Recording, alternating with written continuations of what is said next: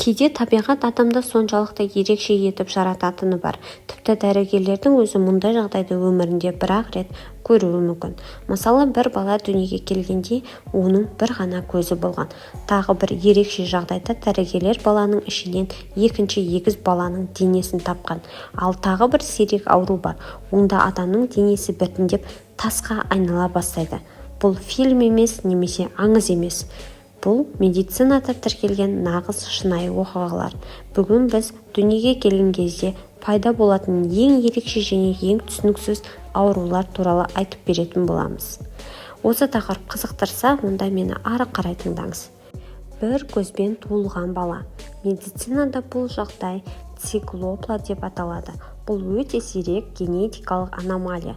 Бұл жағдайда нәресте екі көздің орнына бір ғана үлкен көзбен дүниеге келеді. Бұл жағдай эмбрион даму кезінде ми екі бөлікке дұрыс бөлінбеген кезде пайда болады. Көп жағдайда мұндай балалар ұзақ өмір сүре алмайды. Бірақ бұл жағдай ғалымдарға эмбрион дамуы туралы маңызды мәліметтер береді. Баланың ішінде тағы бір бала. Медицинада бұл құбылыс фетус ин фету деп аталады. Бұл өте сирек жағдай.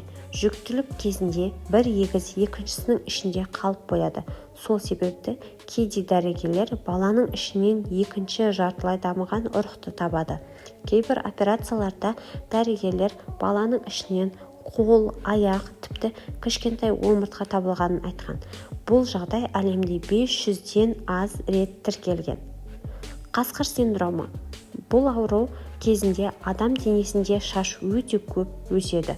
Кейде беті, қолы, бүкіл денесі қалың түкпен жабылып кетеді. Сондықтан бұл ауруды халық арасында қасқыр синдромы деп атайды. Бұл ауру тарихта өте сирек кездеседі және бұрын мұндай адамдар цирктерде өнер көрсеткен. Адам біртіндеп тасқа айналу ауруы. Бұл әлемдегі ең сирек генетикалық аурулардың бірі. Бұл жағдайда адамның бұлшықеттері, сіңірлері және байламдары біртіндеп сүйекке айнала бастайды. Уақыт өте келе адамның денесі қозғалмайтын қатты құрылымға айналады. Ғалымдар бұл ауруды әлемде 800 адамда ғана бар деп есептейді. Екі баспен туған балалар. Кейде егіздер толық бөлінбей қалады. Бұл кезде балада бір дене, екі бас болады. Кейбір жағдайларда мұндай адамдар өмір сүріп те кеткен. Бұл медицинадағы ең сирек және ең күрделі аномалиялардың бірі болып саналады. Екі бетпен туылған бала. Бұл кезде баланың бет құрылымы екі еселеніп дамуы мүмкін.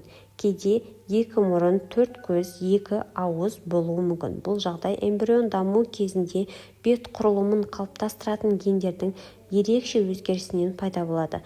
Медицина тарихында мұндай жағдай өте аз рет тіркелген. Адам ағзасы өте күрделі жүйе. Кейде генетика немесе эмбрион даму кезінде өте ерекше өзгерістер болуы мүмкін.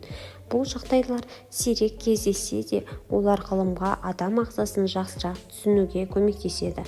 Ал ең бастысы, мұндай жағдайларда дүниеге келген адамдар үлкен қиындықтарға қарамастан өмір сүруді жалғастырып келеді. Осымен біздің видеомыз аяқталды, достар. Видео ұнаған болса, видеоға лайк басып, каналға тіркелуді ұмытпаңыздар. Себебі менің каналымда өте қызықты видеолар бар.